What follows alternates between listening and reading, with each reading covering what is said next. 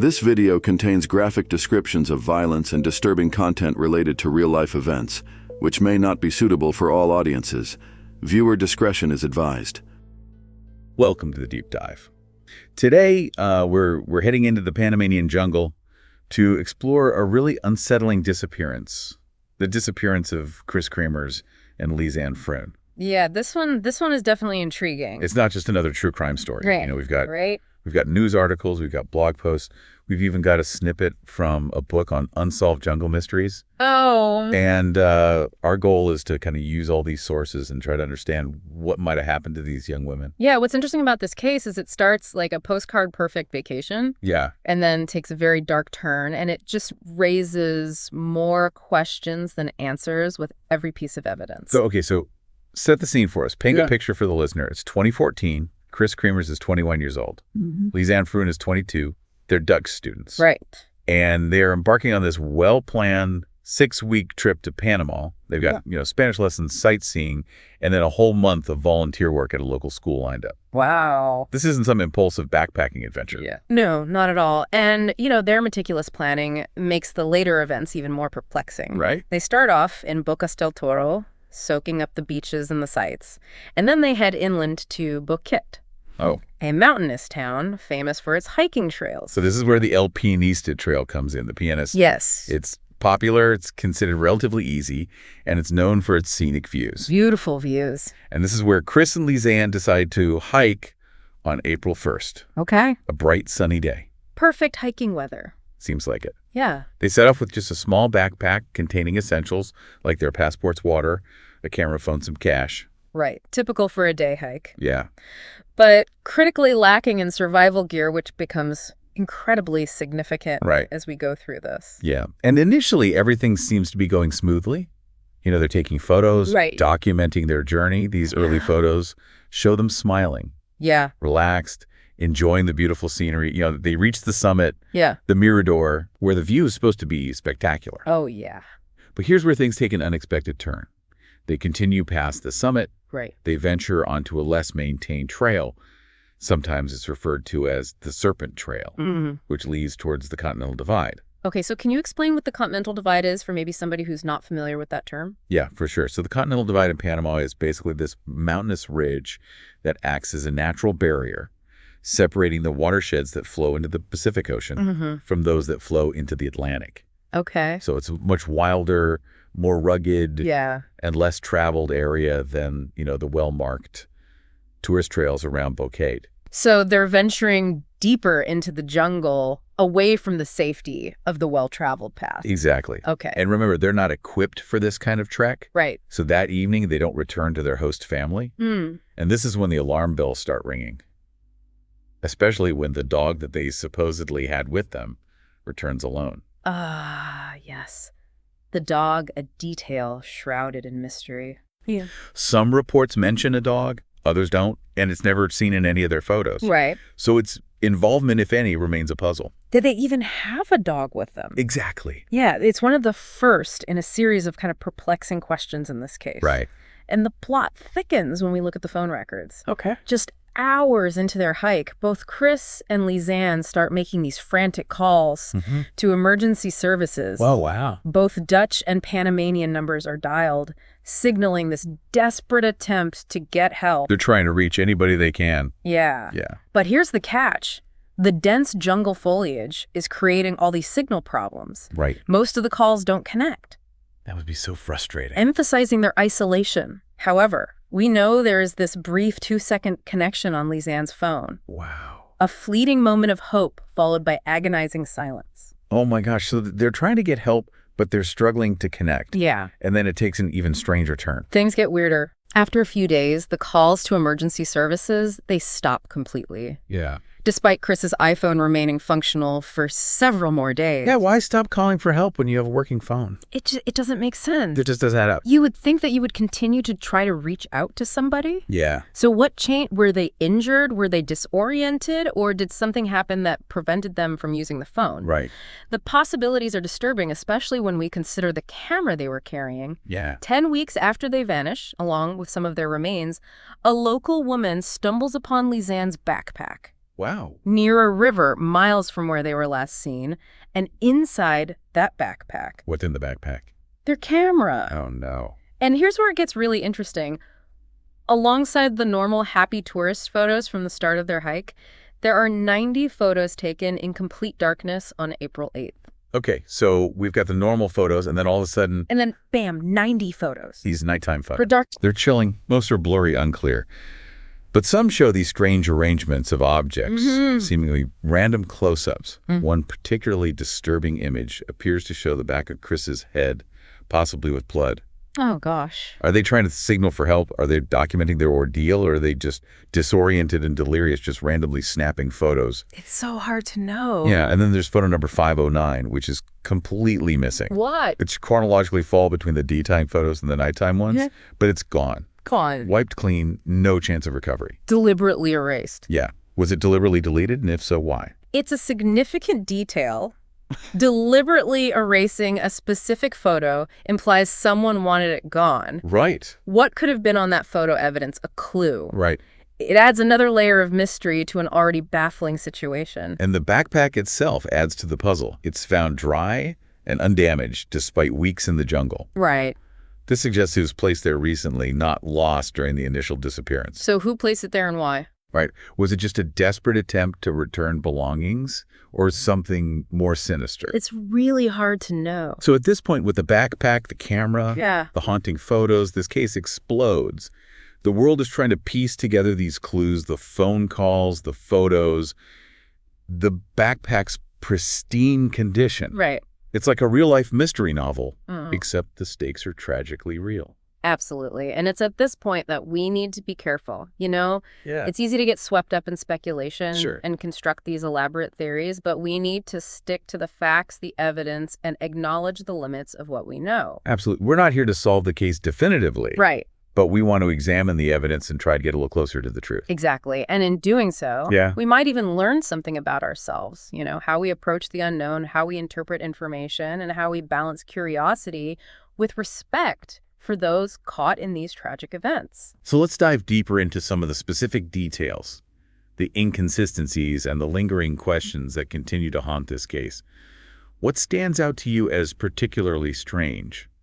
Well, let's start with those clothes found near the river, Kris's jean shorts specifically. Okay. They were reportedly found neatly folded on a rock high above the waterline. That's bizarre. Yeah, if they were lost and panicking. You would think they would just discard their clothes. Why take the time to fold them? Exactly. It seems out of place, almost staged. Does it point to someone else's involvement, an attempt to make it look like an accident, or was it just a desperate attempt at organization? It's incredibly puzzling. It seems like every detail we encounter can be interpreted in multiple ways. It really does feel like we're dealing with a puzzle where some of the pieces are intentionally obscured. What about the incorrect PIN attempts on Kris's iPhone? That's another detail that sparked a lot of discussion. Yeah, the phone records show that on April 6th, 5 days into their disappearance, someone repeatedly tried to unlock Kris's phone using the wrong PI. Okay. This raises the question, if Kris was still alive at that point, wouldn't Lisanne know the correct PIN? Unless she'd forgotten it under duress, or maybe Kris had recently changed it without telling Lisanne. Those are possibilities, of course, but the possibility that someone else, someone who didn't know Kris was trying to access the phone, can't be ignored. Right. It feeds into the theories suggesting foul play. And then we have the mystery of the missing photo, photo number 509. Right. We've touched on it, but it's worth circling back because it's so strange. Absolutely. It's not just missing. It's been deliberately erased, unrecoverable, and it's the only photo missing from the entire sequence. Wow. This wasn't an accidental deletion. Someone or something ensured that photo was gone forever. So the question becomes, what was on that photo that someone wanted to hide? Right. Was it something that could have helped investigators, or did it implicate someone in something more sinister? It's a question that continues to fuel speculation. Another point that's always bothered me is the fact that these two young women, meticulous planners by nature, ventured into potentially dangerous terrain, so ill-equipped. Yeah, you're right. They had supplies for a day hike, not for days, lost in the jungle. Mm. Do you think they misjudged the trail, perhaps thinking it was shorter or easier than it turned out to be? It's certainly possible the human mind can play tricks, especially underestimating the power of nature, or perhaps they were intentionally led astray. Oh. Tricked into going somewhere they didn't intend to. We can't rule out that possibility either. That's a chilling thought. And then there are the conflicting witness accounts and the inconsistencies in timelines that muddy the waters further. Precisely, like the taxi driver who dropped them off at the trailhead, he initially claimed it was mid-afternoon, but the photos from their camera suggest it was closer to 11 a.m. It's a seemingly small detail, but those discrepancies can be crucial in reconstructing a timeline and understanding the sequence of events. Exactly, and there are other inconsistencies regarding their last known whereabouts. These conflicting accounts make it incredibly difficult to form a clear picture of what happened and when. It's as if the jungle itself is conspiring to keep its secrets, and then there are those unsettling deaths connected to the case. The taxi driver, for example, died less than a year later under what some consider suspicious circumstances. Officially, it was ruled a drowning, but rumors persist that he might have had photos of Kris and Lisanne on his phone, photos that weren't on their recovered camera. While it's just a rumor, it adds to the unsettling feeling that there's more to this story than meets the eye. That's incredibly intriguing, those whispers of information just out of reach. And then there's Feliciano, the local farmer and tour guide, who was one of the first to report the girls missing.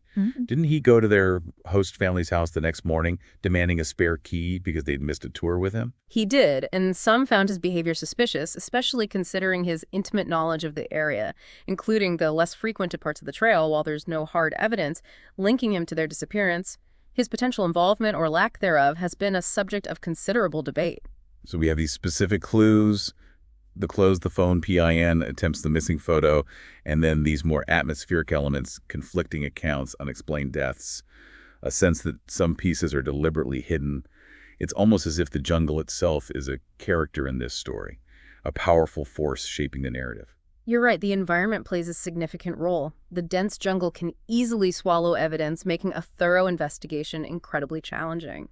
It's a place where nature can both preserve and erase, where time moves differently. So given all these layers of complexity, how do we even begin to make sense of it all? Do we have to accept that we may never know exactly what happened to Kris and Lisanne?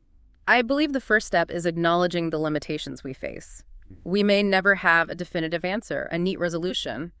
However, that doesn't mean we should abandon our search for understanding. I agree.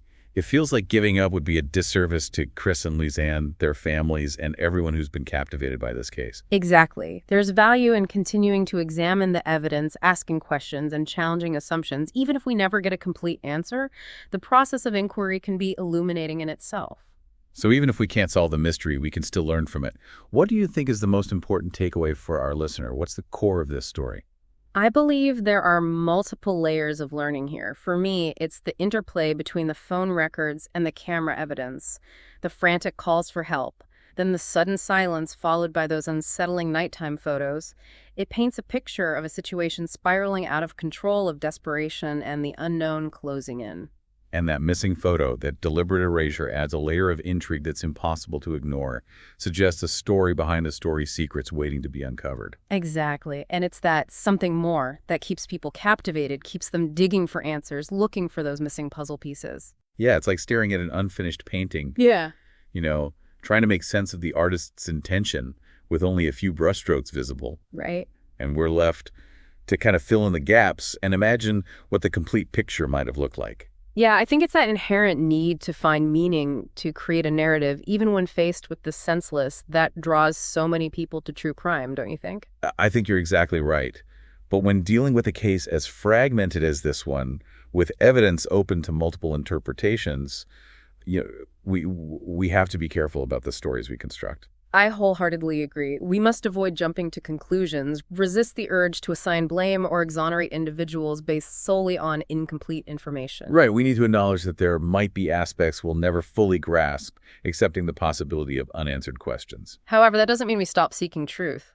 It simply means we approach our search with humility, recognizing our own inherent biases, and always with the utmost respect for the victims and their families. So for our listener out there, what pieces of this puzzle stand out to you as particularly significant? What elements would you be drawn to investigate further? Imagine you had access to the entire investigative file. Where would you focus your attention? The phone records, the camera data, the witness statements, the forensic reports. Would you try to trace the source of those rumors about the taxi driver and the alleged photos?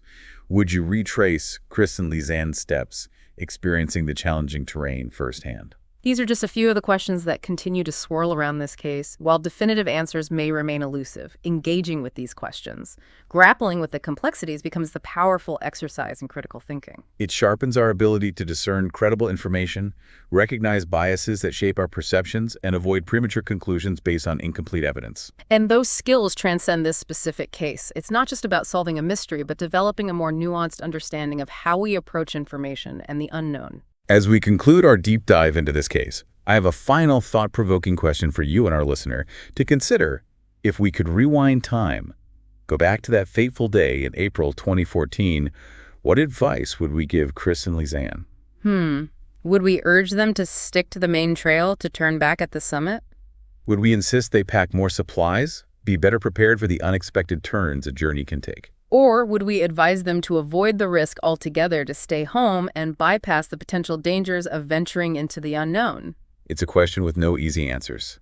A question that resonates with our own lives and the unpredictable nature of our own journeys. So as we step back from this deep dive, let's remember to stay curious, remain informed, and always prioritize safety as we navigate the complexities of our world. Until next time, keep diving deep.